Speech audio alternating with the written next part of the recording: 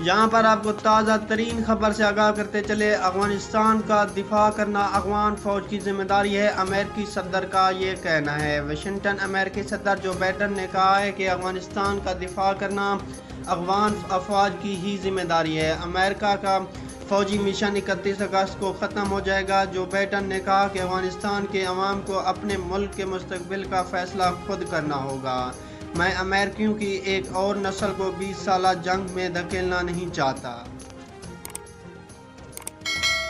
Pentagon کے ترجمان جان کربی نے کہا ہے کہ افغانستان میں جاری صورتحال سے امریکہ کو بہت تشویش لاحق ہے۔ افغان فوج کے پاس طالبان سے جنگ کرنے کی پوری صلاحیت ہے۔